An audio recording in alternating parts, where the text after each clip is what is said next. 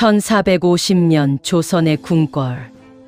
비가 억수같이 쏟아지던 그날 밤, 한 왕자가 형의 방으로 칼을 들고 걸어갔습니다. 형님, 왜 당신이 세자입니까? 그로부터 3년 뒤, 그 왕자는 쿠데타를 일으켜 조카를 몰아내고 왕위에 올랐습니다. 그로부터 1년 뒤, 그의 동생은 의문의 죽음을 맞이했습니다. 이것은 세종대왕의 아들들 이야기입니다. 역사책이 절대 가르쳐주지 않는 조선왕조실록에만 기록된 한 가족의 참혹한 비극. 지금부터 45분간 그 진실을 낱낱이 공개합니다. 여러분 안녕하세요. 오늘 영상은 조금 특별합니다. 우리가 알고 있는 세종대왕의 이미지를 완전히 뒤흔들 수도 있는 이야기입니다. 세종대왕, 한글을 창제한 위대한 왕, 즉위기를 만들고 과학을 발전시킨 천재, 백성을 사랑한 성군. 우리는 이렇게 배웠습니다. 역사 교과서에 나온 그대로. 하지만 한 가지 빠진 게 있습니다. 그의 가정은 어땠을까요? 세종대왕에게는 총 22명의 자녀가 있었습니다. 22명입니다.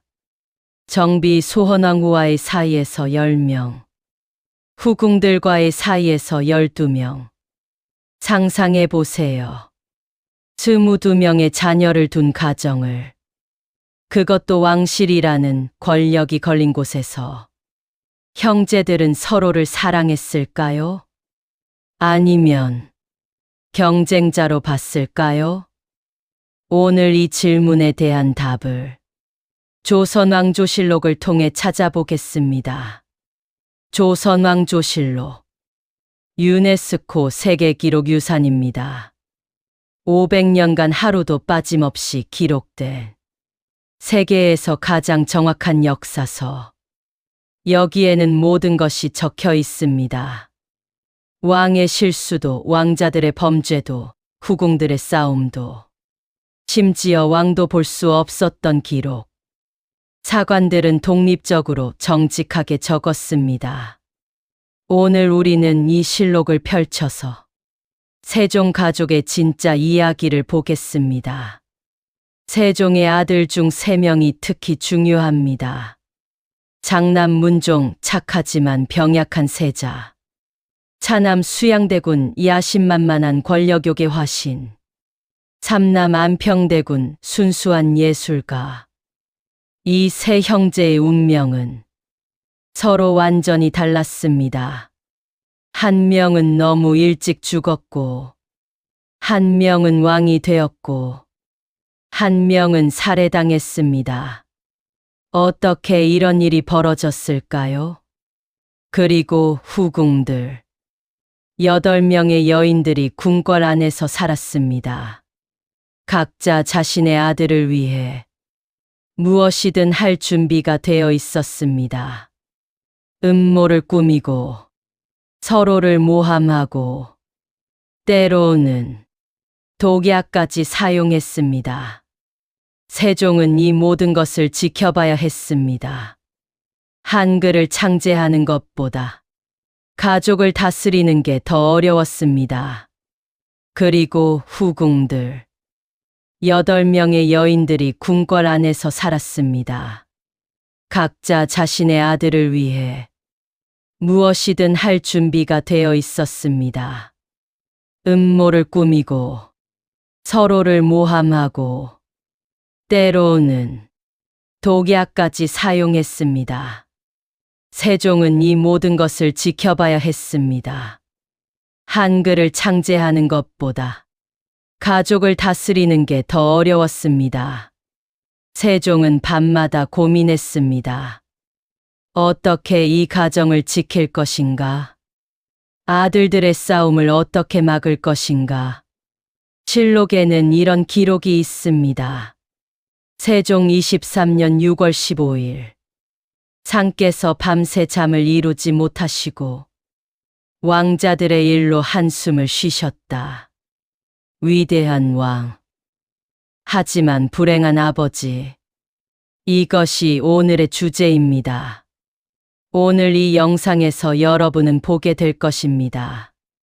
형제가 형제를 배신하는 순간을, 아버지가 아들을 유배 보내는 장면을, 후궁이 다른 후궁을 저주하는 모습을, 그리고 결국 한 가문이 완전히 무너지는 과정을, 이 모든 것이 실록에 기록되어 있습니다. 끝까지 시청하시며 역사를 보는 눈이 완전히 달라질 것입니다. 자, 그럼 이제 진짜 이야기를 시작하겠습니다. 세 형제의 운명, 사랑인가, 전쟁인가? 1421년, 세종의 첫째 아들 문종이 태어났습니다. 온 궁궐이 기뻐했습니다. 세자, 조선의 미래가 태어난 것입니다. 하지만 아무도 몰랐습니다. 이 아이의 운명이 얼마나 비극적일지, 그리고 그의 동생들이 얼마나 무서운 경쟁자가 될지. 지금부터 세 형제의 이야기를 시작합니다. 문종은 어릴 때부터 세자로 정해졌습니다. 적장자, 정통 후계자였죠. 그는 아버지 세종을 닮아 학문을 사랑했습니다. 책을 읽고 글을 쓰고 공부하는 것이 즐거웠습니다. 신하들은 칭찬했습니다. 세자께서 성군의 기질이 있으십니다. 세종도 만족했습니다. 이 아이라면 조선을 잘 이끌 것이다. 하지만 문제가 있었습니다. 문종은 몸이 너무 약했습니다. 실록 세종 15년 3월 기록. 세자가 병으로 누웠다. 어이들이 진맥했으나 차도가 없다. 세종 18년 7월 기록. 세자의 기침이 멈추지 않는다. 상께서 몹시 걱정하신다. 세종 22년 10월 기록. 세자가 또 병으로 쓰러졌다. 조회에 참석하지 못했다. 거의 매년 문종은 아팠습니다. 세자로서의 업무를 제대로 수행할 수 없었습니다. 그리고 이것이 둘째 아들에게 기회를 주게 됩니다. 1417년 문종보다 4년 먼저 수양대군이 태어났습니다. 아니 잠깐, 문종이 형 아닌가요? 네, 맞습니다. 하지만 수양대군은 후궁의 아들이었습니다. 그래서 형인데도 동생 취급을 받았죠. 이것이 수양대군의 평생 콤플렉스가 됩니다. 나는 형이다. 나는 더 강하다. 나는 더 유능하다. 그런데 왜 동생이 세자인가? 수양대군은 문종과 정반대였습니다. 몸이 크고 건강했습니다. 무예에 능했고 말타기를 잘했습니다. 리더십도 있었습니다. 그리고 야망이 있었습니다. 어느 날 세자 책봉식이 있었습니다. 문종이 공식적으로 세자가 되는 의식이었죠. 온 궁궐이 축하했습니다. 신하들이 절을 올렸습니다. 세자 저하 만세. 그 자리에 수양대군도 있었습니다. 형으로서 동생을 축하해야 했죠. 하지만 수양대군의 주먹은 꽉 쥐어져 있었습니다. 실록에는 이런 기록이 있습니다. 수양대군이 세자의 의식을 참관했으나 표정이 좋지 않았다. 상께서 이를 눈치채시고 걱정하셨다. 세종은 알고 있었습니다. 이 아들의 마음속 불만을. 그리고 셋째, 안평대군. 1418년생, 수양대군보다 1년 늦게 태어났습니다. 안평대군은 또 달랐습니다. 그는 예술가였습니다. 그림을 그리고 글씨를 쓰고 시를 짓는 것. 그것이 그의 전부였습니다. 권력, 관심 없었습니다. 왕위, 원하지 않았습니다. 그저 조용히 자신의 예술 세계에 빠져 살고 싶었습니다. 세종은 안평대군을 특히 아꼈습니다. 이 아이는 순수하구나. 욕심이 없어. 하지만 궁궐에서 욕심이 없다는 것은 때로 위험한 일입니다. 세 형제는 함께 자랐지만 완전히 다른 세계에 살고 있었습니다. 문종은 책 속에 살았습니다. 주양은 권력을 꿈꿨습니다. 안평은 예술에 빠져 있었습니다. 어릴 때는 괜찮았습니다. 형제들은 함께 놀고 함께 공부했습니다. 하지만 나이가 들수록 거리가 생기기 시작했습니다. 특히 수양대군과 문종 사이에. 어느 날 세종이 새 아들을 불렀습니다. 실록 세종 20년 8월 기록. 상께서 새 왕자를 불러 훈계하셨다. 세종이 말했습니다. 너희는 형제다. 형제는 세상에서 가장 소중한 존재다. 서로 돕고 서로 사랑해야 한다. 문종아, 너는 세자다. 동생들을 잘 돌봐주어라. 수양아, 너는 형을 도와야 한다. 세자를 보필하는 것이 내 의무다. 안평아, 너는 순수하구나. 그 마음을 잃지 말거라. 새 아들은 대답했습니다. 예, 아버님. 하지만 수양대군의 눈빛은 차가웠습니다. 그날 밤 수양대군은 잠을 이루지 못했습니다. 형을 도우라고? 몸도 약한 형을? 나는 강하다. 나는 유능하다. 백성들도 나를 더 좋아한다. 그런데 왜 나는 평생 동생의 그림자로 살아야 하는가?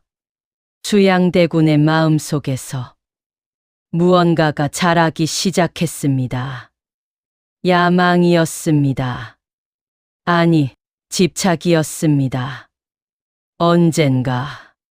언젠가는 그는 아직 말하지 않았습니다. 하지만 마음속으로 이미 결심했습니다. 내가 왕이 될 것이다. 세종 25년 중요한 사건이 벌어집니다.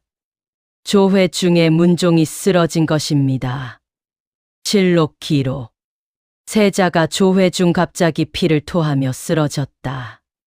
상께서 급히 어의를 부르셨다. 전 궁궐이 술렁였다. 세종은 공포에 질렸습니다. 문종아, 문종아. 어의들이 달려왔습니다. 하지만 진단은 좋지 않았습니다. 세자 저하의 병이 깊습니다. 폐가 약하고 기혈이 부족합니다. 왕위를 이을 수 있을지. 어의는 말을 잇지 못했습니다. 그 순간 멀리서 지켜보던 수양대군의 눈에 이상한 빛이 스쳤습니다. 기회인가? 수양대군은 움직이기 시작했습니다. 그는 조용히 세력을 모았습니다. 자신을 따르는 신하들을 찾았습니다. 세자는 병약하다. 조선의 미래가 불안하다. 우리가 무언가 해야 하지 않겠는가? 교묘한 말이었습니다. 충성인 것처럼 들렸지만 실제로는 반역의 씨앗이었습니다. 한명회, 권람, 신숙주. 이들이 수양대군의 편에 섰습니다. 그들은 밤마다 만났습니다. 그들은 계획을 세웠습니다. 때가 오면 움직이자. 하지만 세종이 살아있는 한 감히 움직일 수 없었습니다. 그들은 기다렸습니다.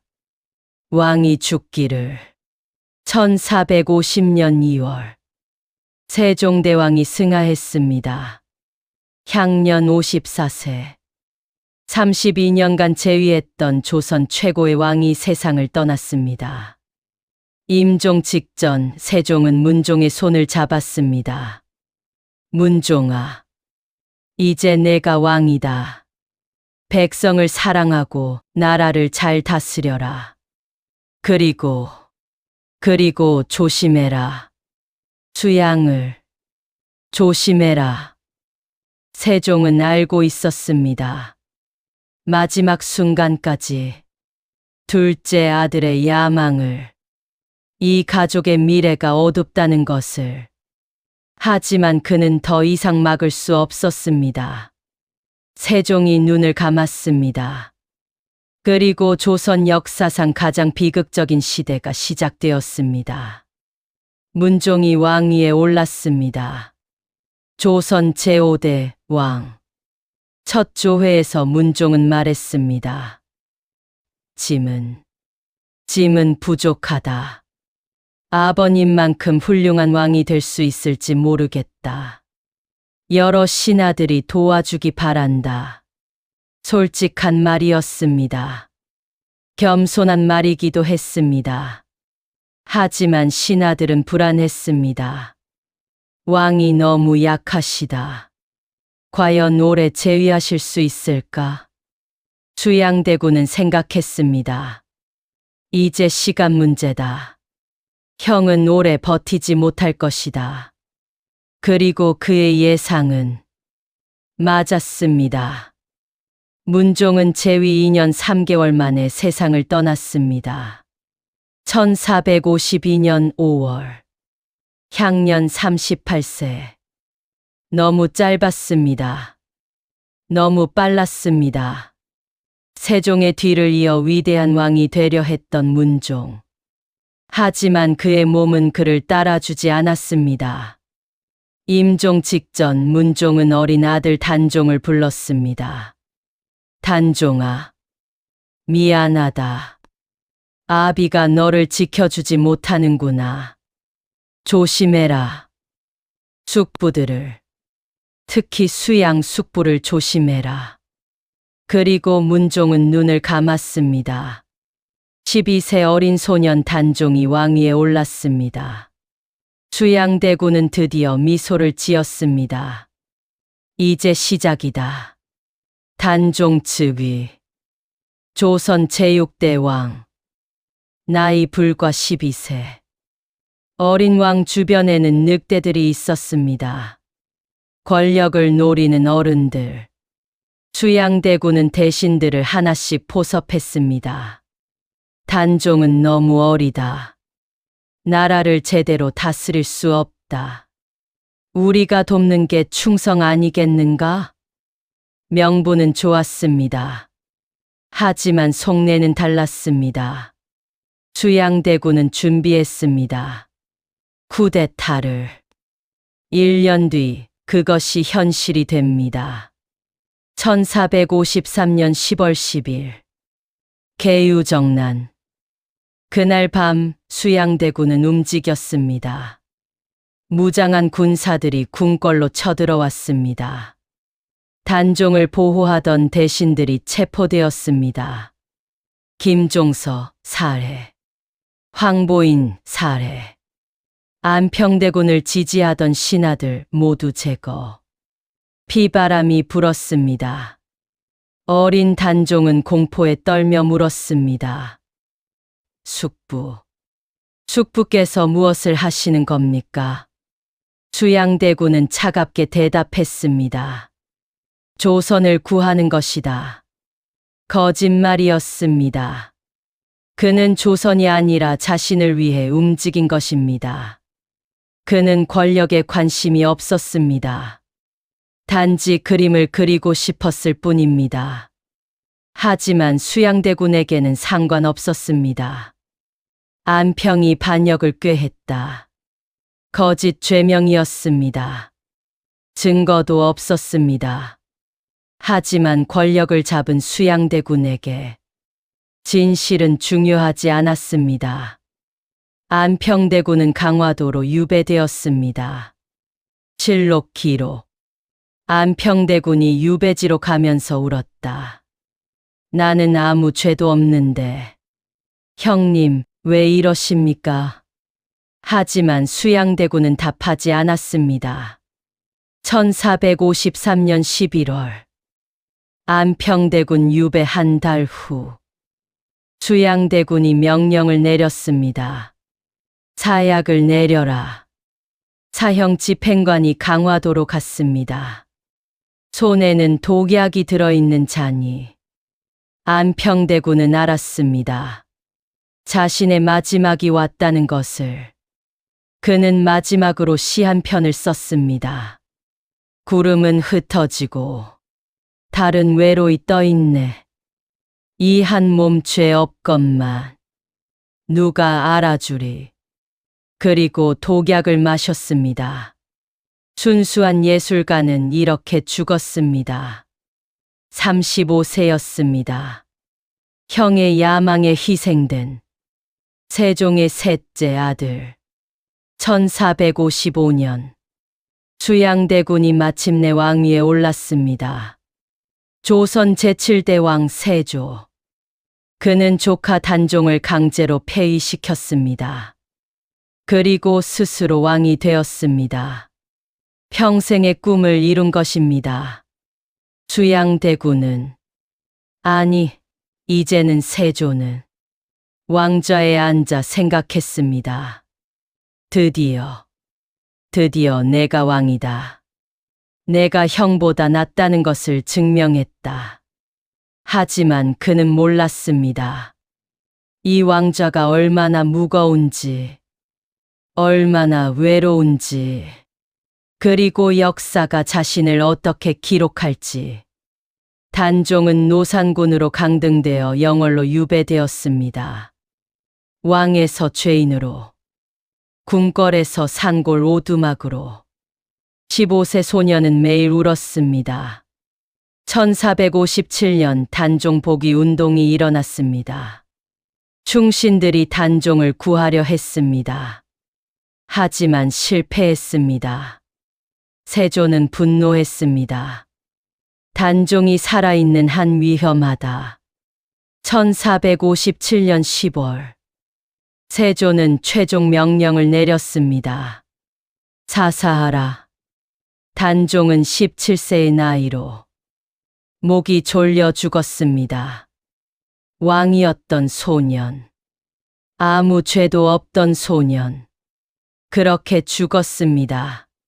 세종의 아들들. 문종 병으로 일찍 죽었습니다. 수양대군 쿠데타로 왕이 되었습니다. 안평대군 형에게 살해당했습니다. 단종 숙부에게 살해당했습니다. 광평대군 일찍 죽었습니다. 금성대군 계유정난 때 살해당했습니다. 평원대군 병사했습니다. 영흥대군 유배되었습니다. 18명의 아들 중 제대로 삶을 산 사람이 거의 없었습니다.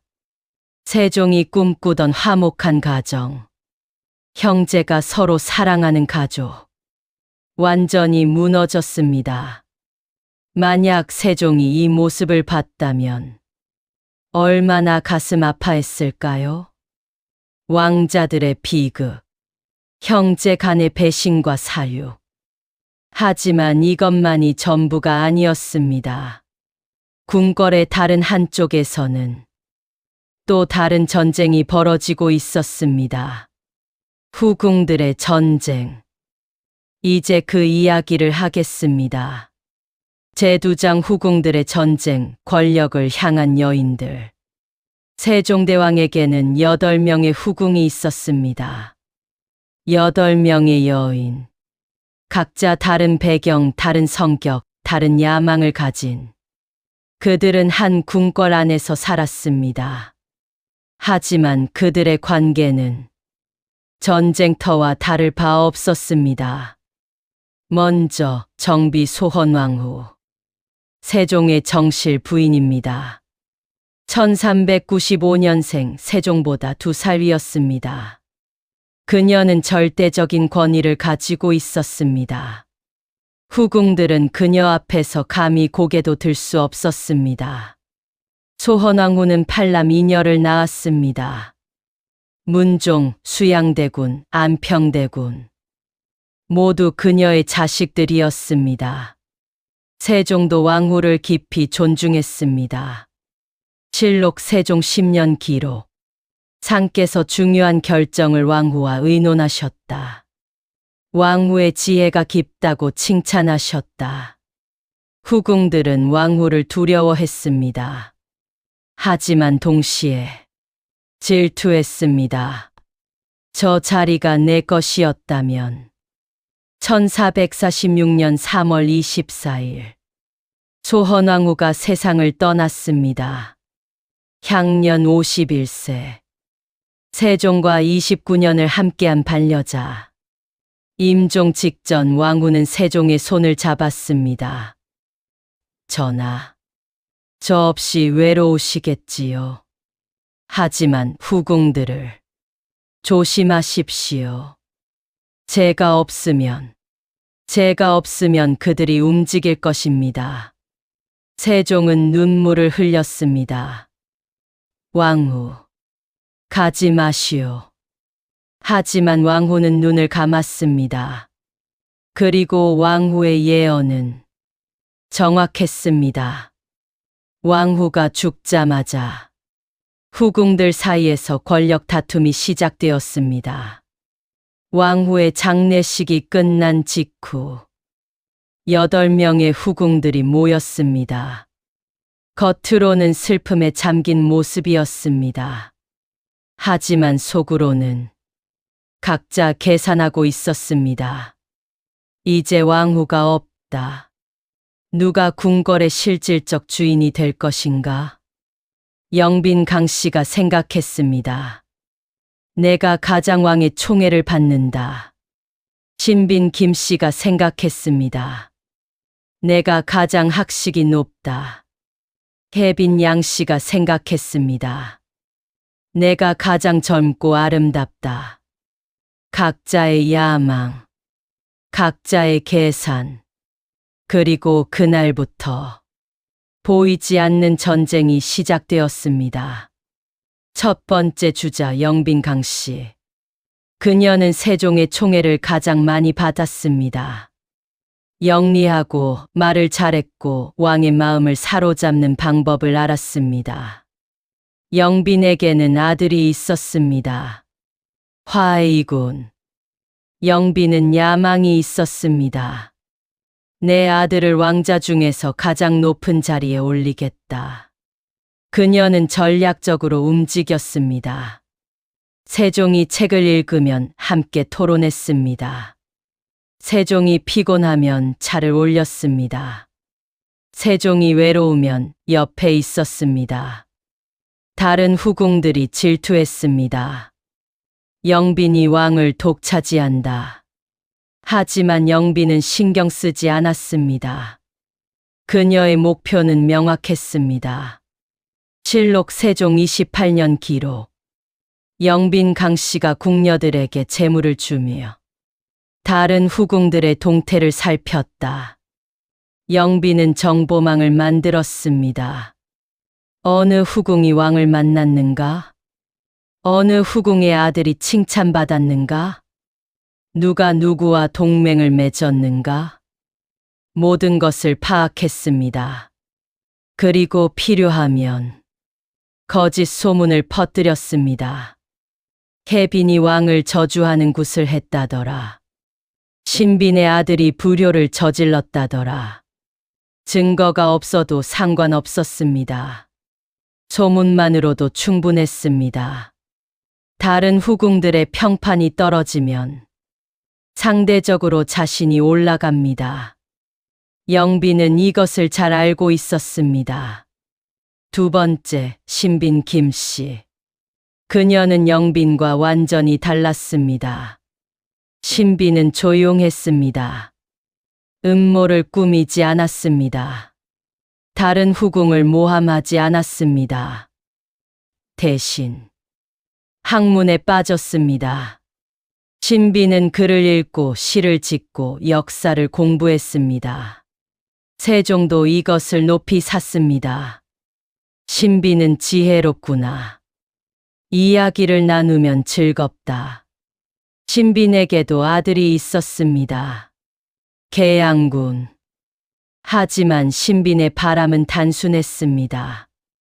권력이 아니라 아들의 안전을 원한다. 그녀는 아들에게 말했습니다. 권력 다툼에 휘말리지 마라. 조용히 학문에 정진하며 살아라. 하지만 궁궐에서 중립은 없었습니다. 영빈이 신빈을 찾아왔습니다. 신빈, 우리 손을 잡읍시다.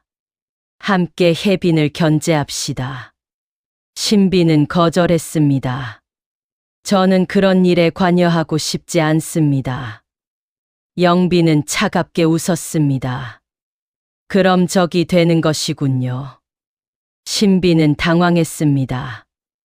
아니, 그런 뜻이. 하지만 영빈은 이미 돌아섰습니다. 그날 이후 신빈을 향한 소문이 돌기 시작했습니다. 신빈이 왕을 무시한다더라. 신빈의 아들이 교만하다더라.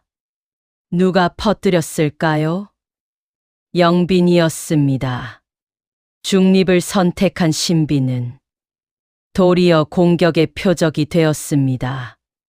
세 번째, 혜빈 양씨.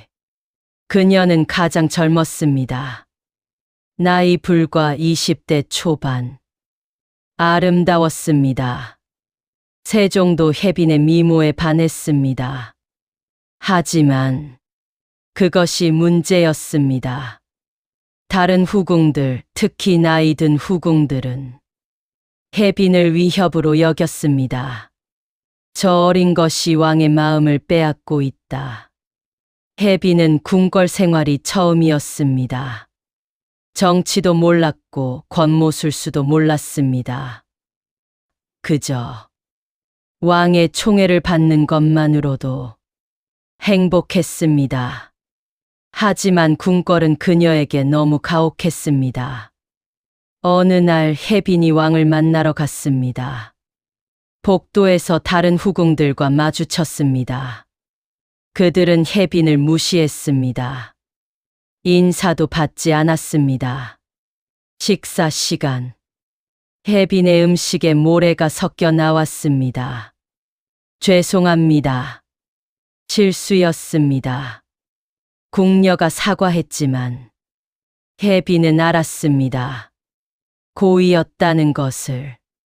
밤에 혜빈의 처소에서 이상한 소리가 났습니다. 귀신 소리 같은. 겁에 질린 혜빈이 나가보니 아무도 없었습니다. 하지만 다음 날 소문이 돌았습니다. 혜빈의 처소에 귀신이 나타났다. 불길하다. 혜빈은 혼자 울었습니다. 영빈이 신빈을 모함했습니다. 혜빈이 다른 후궁들에게 괴롭힘을 당했습니다. 후궁들 사이에 다툼이 있었습니다. 거의 매일이었습니다. 세종은 한숨을 쉬었습니다. 왕후가 그리운구나. 왕후가 살아있었다면 이런 일이. 하지만 왕후는 돌아오지 않았습니다. 세종은 후궁들을 불러 훈계했습니다. 여러분은 모두 짐의 후궁이요. 서로 화목하게 지내시오. 이 궁궐은 싸움터가 아니요. 후궁들은 고개를 숙였습니다. 예, 전하. 하지만 궁궐을 나가자마자 그들은 다시 서로를 노려봤습니다. 세종에게 보고가 올라왔습니다. 영빈이 신빈을 모함했습니다. 혜빈이 다른 후궁들에게 괴롭힘을 당했습니다. 후궁들 사이에 다툼이 있었습니다. 거의 매일이었습니다. 세종은 한숨을 쉬었습니다. 왕후가 그리운구나. 왕후가 살아있었다면 이런 일이. 하지만 왕후는 돌아오지 않았습니다. 세종은 후궁들을 불러 훈계했습니다. 여러분은 모두 짐의 후궁이요. 서로 화목하게 지내시오. 이 궁궐은 싸움터가 아니요. 후궁들은 고개를 숙였습니다. 예, 전하. 하지만 궁궐을 나가자마자 그들은 다시 서로를 노려봤습니다. 세종 29년 심각한 사건이 터졌습니다. 실록 기록. 후궁 중 한 명이 다른 후궁을 독살하려 했다는 고발이 들어왔다. 세종은 경악했습니다. 독살이라니. 조사가 시작되었습니다. 궁녀들이 신문당했습니다. 증거가 수집되었습니다. 결과는 충격적이었습니다. 정말로 어느 후궁이 독약을 준비하고 있었습니다. 경쟁 후궁을 제거하기 위해 세종은 분노했습니다. 어찌 왕실에서 이런 일이. 당장 궁에서 내쫓으라. 그 후궁은 궁에서 쫓겨났습니다. 평생 궁 밖에서 살아야 했습니다. 자신의 아들도 볼 수 없었습니다. 다른 후궁들은 그 모습을 보며 떨었습니다. 왕의 분노는 무섭다. 가장 불쌍한 것은 아이들이었습니다. 후궁들의 아들들. 그들은 어머니의 야망과 증오 사이에서 자랐습니다. 어머니들은 아들에게 말했습니다. 내가 출세해야 어미가 산다. 저 왕자를 이겨야 한다. 다른 후궁의 아들들을 믿지 마라. 아이들은 혼란스러웠습니다. 왜 우리는 형제인데 친구가 될 수 없나요? 하지만 어머니들은 대답했습니다. 궁궐에서는 형제도 적이다. 그렇게 아이들은 사랑받기보다는 이용당하며 자랐습니다. 왕자로 태어난 것이 축복이 아니라 저주가 되었습니다. 세종은 병이 들기 시작했습니다. 실록 세종 30년 기록. 상께서 눈병이 심해지셨다. 거의 앞을 보지 못하신다. 세종 31년 기록. 상께서 등창으로 고통받으신다. 밤낮으로 신음하신다. 의원들은 말했습니다. 전하께서는 과로하셨습니다. 심신이 모두 지치셨습니다. 세종은 알고 있었습니다. 병의 진짜 원인을. 국정의 스트레스도 있었지만 가정의 불화가 더 컸습니다. 아들들의 다툼, 후궁들의 암투. 이 모든 것이 그를 짓눌렀습니다. 역사의 아이러니. 세종은 조선 최고의 왕이었습니다. 한글을 창제했습니다. 과학을 발전시켰습니다. 영토를 넓혔습니다. 백성을 사랑했습니다. 하지만 가정은 완전히 실패했습니다. 아들들은 서로 죽였습니다. 후궁들은 서로 증오했습니다. 손자는 비극적으로 죽었습니다. 세종은 나라는 다스렸지만 가족은 다스리지 못했습니다. 이것이 세종의 가장 큰 비극이었습니다. 위대한 왕. 하지만 불행한 아버지이자 남편. 왕자들의 비극. 후궁들의 전쟁. 이것만으로도 충분히 충격적입니다. 하지만 아직 끝이 아닙니다. 이제부터는 더 어두운 이야기를 하겠습니다. 조선왕조실록에 실제로 기록된 왕자들의 범죄, 그들이 백성에게 저지른 일들. 준비되셨나요? 제3장 실록이 폭로한 왕자들의 범죄. 경고, 이 부분은 충격적인 내용을 포함합니다. 조선왕조실록은 거짓말을 하지 않습니다. 왕자들의 범죄도 그대로 기록했습니다. 지금부터 그 기록을 공개합니다. 이것은 역사적 사실입니다. 조선왕조실록 세종 25년 3월 15일 기록. 이명대군이 백성의 토지를 강제로 빼앗았다. 또한 공물로 바쳐진 재물을 가로챘다. 백성들이 원통함을 호소하였다. 이명대군, 세종의 5째 아들입니다. 그는 왕자라는 신분을 이용해 백성들을 괴롭혔습니다. 마음에 드는 땅이 있으면 이 땅은 이제 내 것이다. 주인의 동의 따위 필요 없었습니다. 좋은 물건이 보이면 내게 바쳐라. 거절 불가능했습니다. 왜냐하면 그는 왕자였으니까요. 구체적인 사례가 있습니다. 한 농부가 대대로 경작하던 논이 있었습니다. 비옥한 땅이었습니다. 이명대군이 지나가다 그 논을 봤습니다. 좋은 땅이구나. 내 것으로 하겠다. 농부가 애원했습니다. 대감마님, 이 땅은 조상 대대로 내려온 땅입니다. 이 땅이 없으면 저희 가족이 굶어 죽습니다. 이명대군은 비웃었습니다. 내 목숨과 내 기분, 어느 것이 더 중요하겠느냐? 농부는 땅 문서를 빼앗겼습니다. 보상 없었습니다. 농부의 가족은 그 해 겨울을 넘기지 못했습니다. 실록은 이렇게 기록합니다. 백성이 눈물을 흘리며 호소하였으나 이명대군은 듣지 않았다. 백성들의 고발이 쏟아져 들어왔습니다. 신하들이 세종에게 보고했습니다. 전하, 이명대군의 횡포가 심합니다. 백성들의 원성이 높습니다. 이대로 두면 민심이 흉흉해질 것입니다. 세종은 경악했습니다. 내 아들이 백성을 괴롭힌다고. 세종은 즉시 조사를 명령했습니다. 조사 결과는 모두 사실이었습니다. 이명대군은 최소 20건 이상의 토지 강탈과 재물 횡령을 저질렀습니다. 세종은 분노했습니다.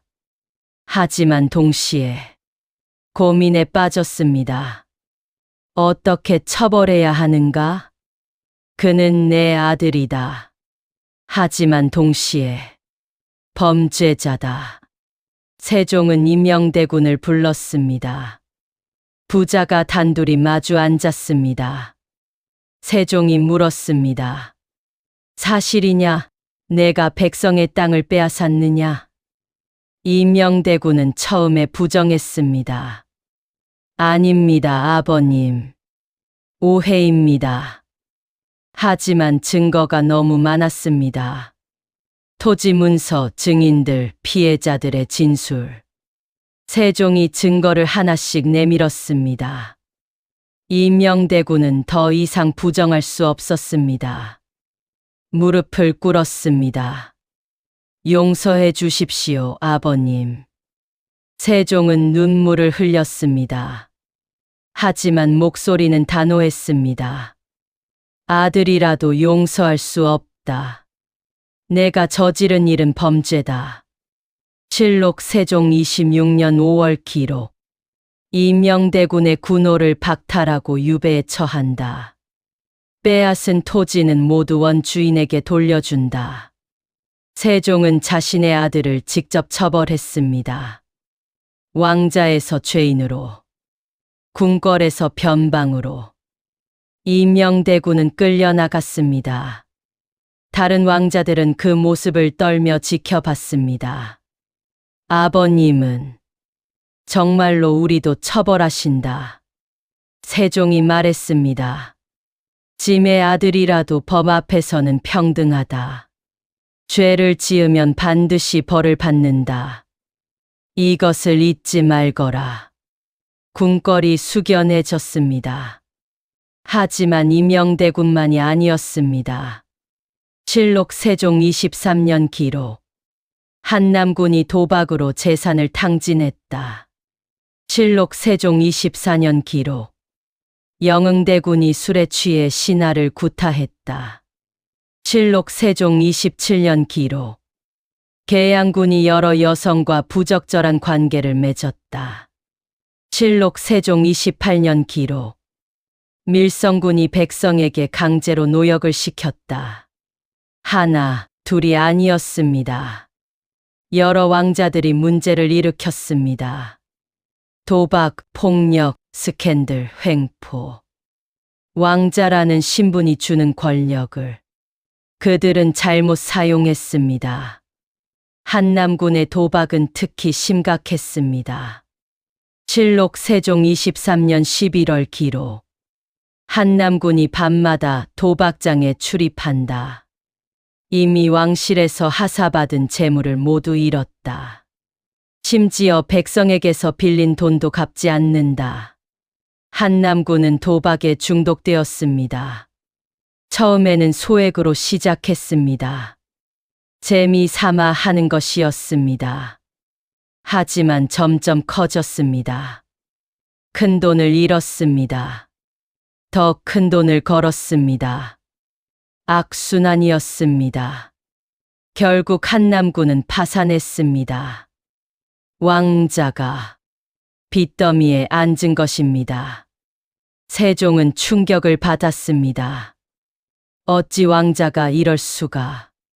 영흥대군의 폭력도 문제였습니다. 실록 세종 24년 7월 기록. 영흥대군이 술에 취해 신하 김씨를 구타했다. 김씨의 얼굴이 부어올랐고 이가 부러졌다. 사건의 전말은 이렇습니다. 영흥대군이 연회에서 술을 마셨습니다. 많이 마셨습니다. 신하 김씨가 조심스럽게 말했습니다. 대감마님, 이제 그만 드시는 게. 영흥대군은 분노했습니다. 감히 나에게 명령하느냐. 그리고 주먹을 휘둘렀습니다. 김씨는 맞고 쓰러졌습니다. 다른 신하들은 겁에 질려 말리지도 못했습니다. 다음 날 술이 깬 영흥대군은 아무 기억도 하지 못했습니다. 세종은 매일 밤 이런 보고를 받았습니다. 또 한남군이 도박을 했습니다. 영흥대군이 또 술을 마시고 난동을 피웠습니다. 계양군의 스캔들이 또 터졌습니다. 끝이 없었습니다. 세종은 신하에게 물었습니다. 짐이 교육을 잘못한 것일까요? 아들들에게 무엇이 부족했을까요? 신하가 조심스럽게 대답했습니다. 전하께서는 나라 일로 바쁘셨습니다. 아들들과 함께 할 시간이 부족하셨을 것입니다. 세종은 침묵했습니다. 그는 알고 있었습니다. 한글을 만드느라, 과학을 연구하느라, 국정을 돌보느라 정작 아들들은 돌보지 못했다는 것을.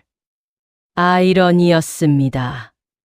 세종이 한글을 창제하던 그 시간, 아들들은 도박장에 있었습니다. 세종이 백성을 위해 고민하던 그 시간, 아들들은 백성을 괴롭히고 있었습니다.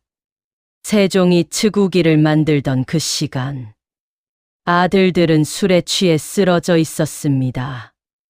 위대한 왕의 업적 뒤에는 실패한 아버지의 슬픔이 있었습니다. 세종은 나라에는 모범적인 왕이었지만 자식에게는 부재한 아버지였습니다. 그리고 그 대가를 왕자들과 백성들이 치러야 했습니다. 세종은 계속 처벌했습니다. 임영대군 유배, 한남군 자귀 강등 및 연금, 영흥대군 궁궐 출입 금지 및 벌금, 계양군 사과 강요 및 감시. 세종은 아들이라고 봐주지 않았습니다. 다른 나라 왕들은 달랐습니다. 왕자의 범죄를 덮어주고 은폐하고 무마했습니다. 하지만 세종은 달랐습니다. 법 앞에 왕자도 예외가 없다. 이것이 세종의 원칙이었습니다. 후대 역사가들은 이렇게 평가합니다. 세종은 공정했다. 비록 아들이라도 잘못을 용서하지 않았다.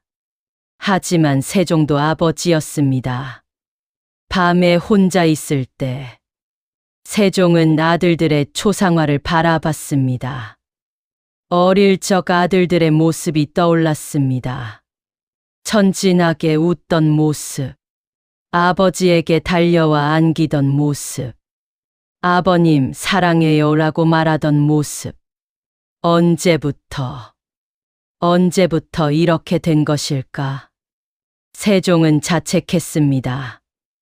내가 더 자주 안아줬다면, 내가 더 많이 이야기를 들어줬다면, 내가 더 좋은 아버지였다면. 하지만 시간은 되돌릴 수 없었습니다. 아들들은 이미 길을 잃었고, 세종은 그들을 처벌할 수밖에 없었습니다. 백성들의 반응은 복잡했습니다. 어떤 백성은 감사했습니다. 왕께서 우리 편을 들어주셨다. 왕자라도 벌을 받는구나. 어떤 백성은 슬퍼했습니다. 왕실도 불행하시구나. 아무리 높은 자리에 있어도 가정의 고민은 똑같구나. 어떤 백성은 걱정했습니다. 왕자들이 이러하니 조선의 미래가 불안하구나. 하지만 모두가 인정했습니다. 세종대왕은 공정하시다. 아들이라도 법을 어기면 벌하신다. 이것이 진짜 성군이시다. 세종의 엄격함이 도리어 그의 명성을 높였습니다. 현대 역사학자들은 이렇게 분석합니다. 세종 가족의 비극은 구조적 문제였다. 일부다 처제, 왕자들 간의 과도한 경쟁, 권력과 부가 주는 유혹, 왕족이라는 특권의식, 이 모든 것이 왕자들을 타락시켰습니다. 세종 혼자서는 막을 수 없었습니다.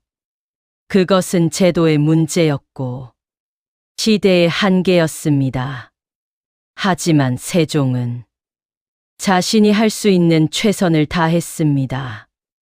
엄격한 처벌, 공정한 법 집행. 비록 가정은 지키지 못했지만 법의 정의는 지켰습니다. 왕자들의 범죄, 후궁들의 전쟁, 형제 간의 사육. 우리는 세종 가족의 어두운 면을 모두 봤습니다. 이제 마지막 질문이 남았습니다. 왜 역사는 이것을 숨겼는가? 우리는 이것을 어떻게 받아들여야 하는가? 장에서 그 답을 찾아보겠습니다.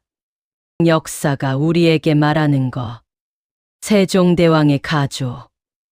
우리가 몰랐던 진실.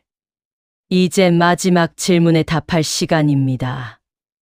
이 모든 이야기가 우리에게 주는 의미는 무엇일까요?